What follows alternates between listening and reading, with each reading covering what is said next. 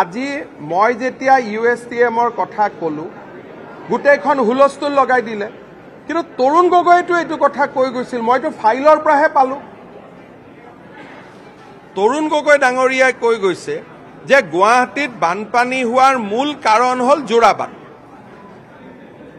এতিয়া কংগ্ৰেছে মুখ গালি পাৰে তৰুণ গগৈ লৰাইও মুখ গালি পাৰে কয় USTMৰ নাম কিয় ললে এটা বাপেকে কোৱা কথা যদি পুতেকে ভুল বুলি কয় মই কি কৰিব পাৰো কক সবতেতো ৰাজনীতি বিচাৰি থাকিলে নহব মুসলিম মানুহ হলে সংৰক্ষণ দিব লাগিব সেই ভাৱধাৰণাটোৰ পৰা আঁতৰিব লাগিব USTMৰ মালিক যদি হিন্দু হলেতেন ইমান চিঞৰ বাখৰ কৰিলেহেঁতেন নেকি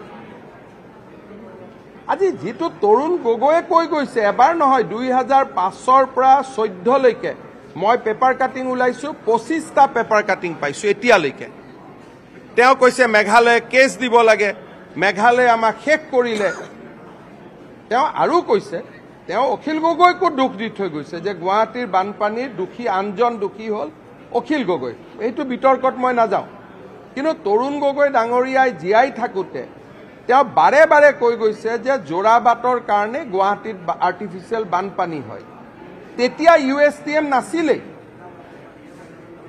আজি এটা USTMৰ মালিকজন মুছলমান সম্প্ৰদায়ৰ মানুহ হোৱা ভাবে কংগ্ৰেছে এনেকে লাগি গৈছে উদ্ধাৰ কৰিবৰ কাৰণে যদি সেইজন মানুহ হিন্দু হলেতেন কংগ্ৰেছে কি কৰিলেহেঁতেন তে ইমান তুষ্টিকৰণ কৰিব নাপায় নহয় তাত পানী আহে নে নাই এবাৰ পানী আহাৰ দিনাখন আপোনালোক মোৰ লগত ওলাব ভূপেন বৰা ওলাব গৈ পেলাই মই একেলগে তাত থিয় হৈ থাকিম পানী আহে নে নাই চাব মই যুৱৰাজক নকওঁ তেওঁ টিপি পানীত ভিজিব বেয়া পাব কিন্তু ভূপেন বৰাটো মাটিৰ মানুহ ভূপেন বৰাটো মোৰ লগত যাব পাৰিব বাপেকে কোৱা কথাৰ কাৰণে এটা মই বাপেকে কোৱা কথাটোৱে মই ৰিপিট কৰিছো তাৰ কাৰণেও মোক গালি দিব মই কি বেন পাৰ্টি নেকি যতে মাৰি থাকিব মোক এইটো এটা ঢোল এটা যেনেকে পিটি থাকে মই ঢোল নেকি কাগজখিনিটো পঢ়ি লওক নিজৰ দেউতাকে কোৱা কথাটো সন্মান কৰিব লাগে ভাই কোনটো USTM অসমত আছে নেকি এইবিলাক কথা উত্তৰ পূবৰ গৌৰৱ হ'ব পাৰে তাতে গলে গম পাব যে সোমালে মক্কাতে সোমাইছে নে গুৱাহাটীত সোমাইছে গমে নাপায় সেইটো হ'ব পাৰে উত্তৰ পূৰ্বৰ গৌৰৱ কিন্তু অসমৰ গৌৰৱটো নহয় অসমৰ সংকট এতিয়া আমি গ্ৰীণ ট্ৰিবিউনেলতো যাম আৰু এনেকে ৰেহাই নিদিওতো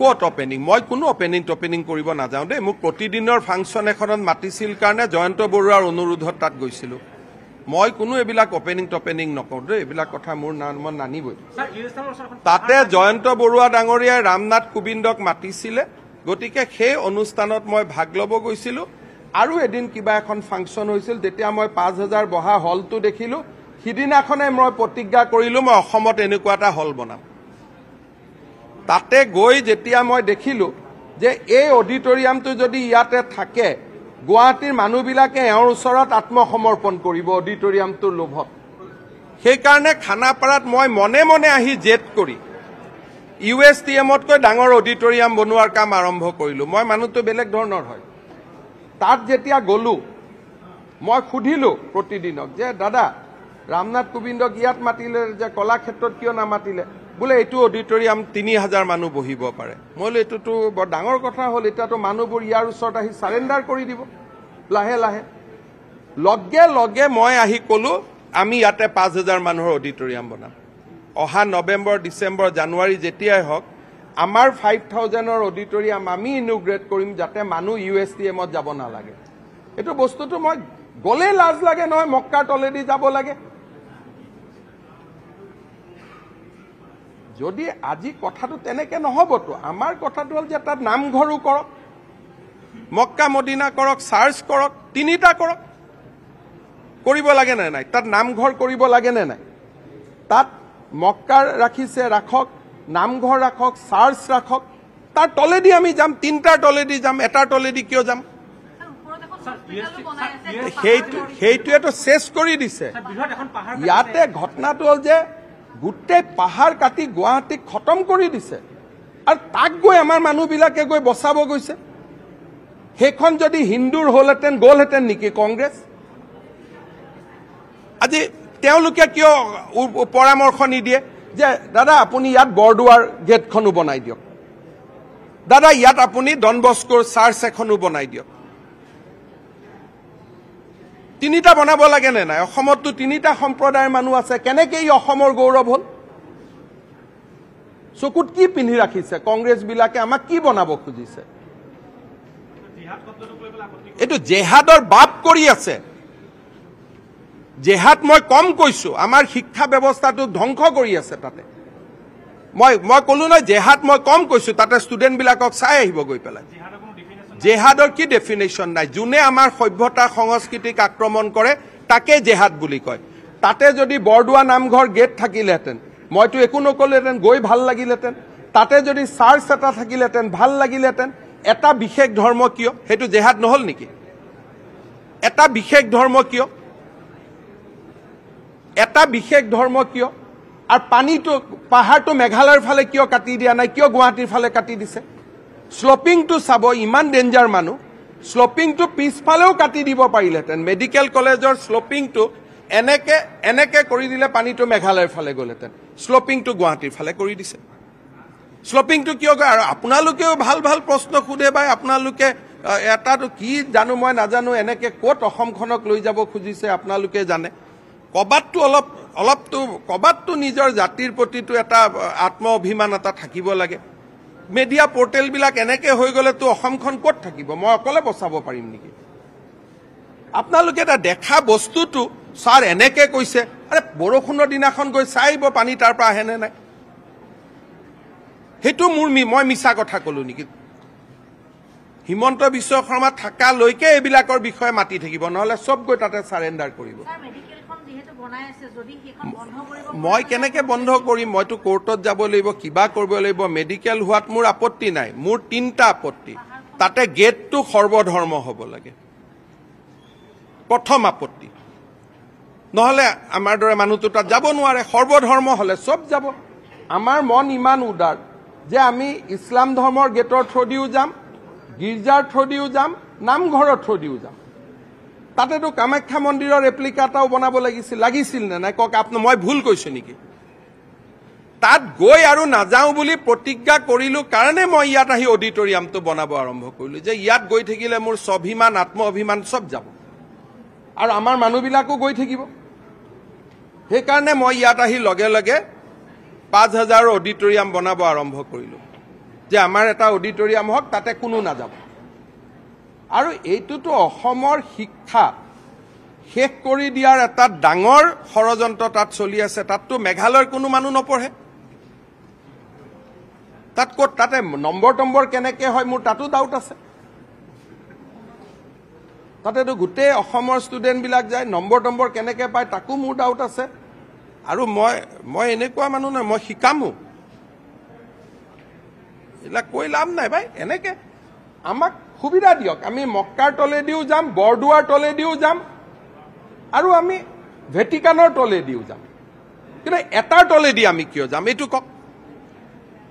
সেইকাৰণে আজি কংগ্ৰেছ দলক মই সুধিছো যে USTMৰ মালিকজন যদি হিন্দু হলহেঁতেন কি কৰিলেহেঁতেন?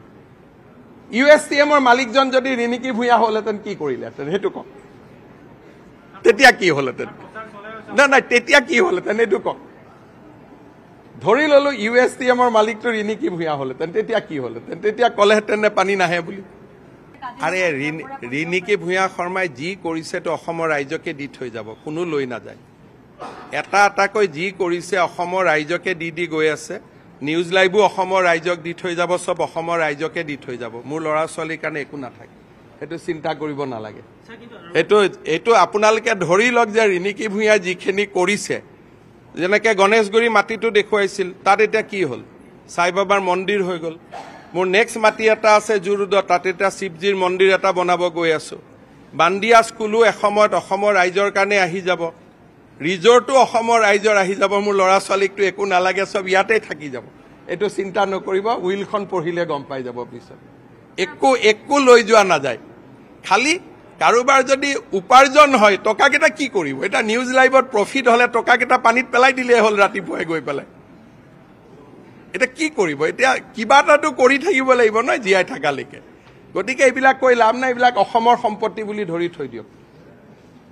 যে এইবিলাক সব অসমৰ মানুহৰ কাৰণে আহিব নিউজ লাইভৰ এমপ্লয়ীবিলাকে পাব এটো ধৰি থৈ দিয়ক যে কেতিয়াবা এটো সমবায় হৈ যাব সকলো নিউজ লাইভৰ এমপ্লয়ী নিউজ লাইভৰ মালিক হ'ব গতিকে এটো আপোনালোকে ধৰি থৈ দিয়ক এইবিলাক কৰি লাভ নাই আমি বেলেগ তেজ মঙহুৰে বনা মানুহ হয় হ'ব লাহেকৈ অলপ মই বিধানসভা ৰাজ্যসভাটো হৈ যাওক তাৰপিছত আমাৰ অলপ বাই ইলেকশ্যন কেইটাৰ গতিমতিও চাই আছো কোনোবা এটা দিন ফটক কৰি মাতি দিম হৈ যাব এটা সাউথ সালমাৰা মিনি বাংলাদেশ হয় নে নহয় এতিয়া ধুবুৰী মোটামুটি মিনি বাংলাদেশ হয় নে নহয় এতিয়া যদি আমাৰ বিজেপি চৰকাৰখন নাথাকে তাতে কি হ'ব শুক্ৰবাৰে স্কুল বন্ধ কৰিছিল নাই তাতে আজি মই হেতু লিখা নাই মই এটা মুসলিম পপুলেশনটো বঢ়া বুলি কলে কৈ দিয়ে মই সেকুলাৰ নহয় বুলি সেইকাৰণে কালি টুইট এটা কৰি দিম মুসলিম বঢ়াৰ ঠিক আছে আপোনালোকৰ দাবিত কালি ইটো টুইট কৰি দিম হিন্দু কমিলে তো কাম কোনবা বাঢ়িব লাগিব বুদ্ধিজীৱী কেটা মূৰত কি আছে যদি হিন্দু কমে কোনবাটো বাঢ়িবই লাগিব এখৰ ভিতৰতটো হি এখয় হৈ থাকিব লাগিব না ধৰক 60 আৰু 40 যদি 60টো কমে 40টো তো বাঢ়িবই লাগিব নহলে কেনেকে এখ হৈ থাকিব এইখিনিও বুদ্ধি নাই নেকি আৰু কয় বুদ্ধিজীৱী কোন বুদ্ধিজীৱীক লগ পাইছিল মইতো নাভাবো ভাই প্ৰথম ইউএছটিএমক কৈ দিয়ক যি বিলাকে ইউএছটিএমৰ দালালি কৰি আছে যে তাত এটা ভেটিকানৰো পাতক খ্ৰীষ্টিয়ান সকলৰ কাৰণে আপুনি চাওকচোন মেঘালয় এখন খ্ৰীষ্টিয়ান প্ৰদেশ কিন্তু তাত কোনো খ্ৰীষ্টিয়ানৰ একো নাই গোটেই বিজনেছটো অসমৰ মহাপুৰুষ শ্ৰীমন্ত শংকৰদেৱৰ তাত শংকৰদেৱৰ একো নাই নামঘৰ এটা হ'ব লাগে নে নাই তাতে তো নামঘৰ এটা কৰক আৰু পাহাৰটো এনেকেও কাটিব পাৰে নে নাই যাতে পানীখিনি মেঘালয়ৰ ফালে যায় পাহাৰটো আমাৰ ফালে কাটা মানে কি ফ্লাড জেহাদ নহল নেকি পাহাৰটো আমাৰ ফালে কিয় কাটিলে আৰু কংগ্ৰেছে ইউএছটিএমৰ যদি মালিক ৰিনিকি ভূঞা শৰ্মা হলেতেন কি কৰিলেহেঁতেন সেই জবাবটো দিয়ক আৰু আজিতো নিউজ লাইভৰ ফাইনেন্সিয়েল স্থিতি আছে ইচ্ছা কৰিলে তেনেকুৱা এটা কৰিব পাৰে বাকি চেনেলতকৈ নিউজ লাইভটো বেছি চলে ইনকামো বেছি হয় গতিকে তেনেকুৱা এখন ইউনিভাৰ্চিটিটো বনাব পাৰে ইচ্ছা কৰিলে তেতিয়া কি ক'ব হয় না মানুহৰ হোৱাইট টকা থাকিলেতো মানুহে কৰাৰ অধিকাৰ আছে তেতিয়া কি ক'ব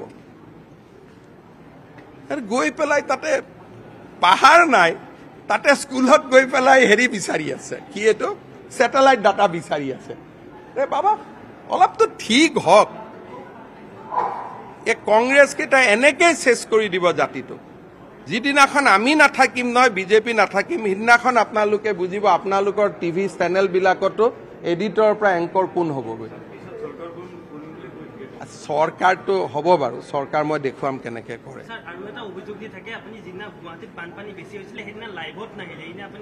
মই সদায় মোৰ লাইভত অহাৰ কিবা বাধা আছে নেকি গুৱাহাটীৰ পানীৰ দিনাখনো মই মোক কোনোবা মানুহে কিবা কৈছে নেকি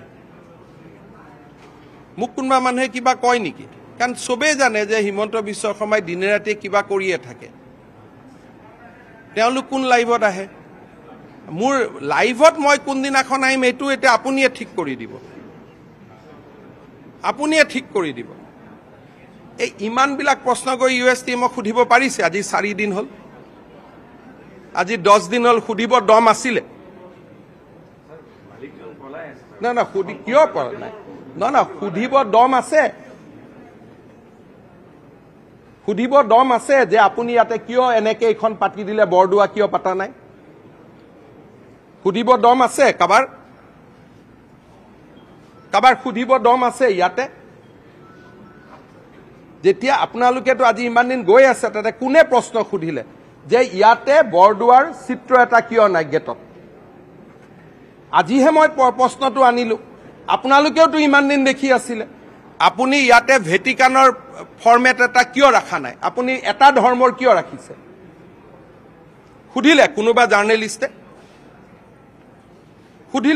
জাৰ্নেলিষ্টে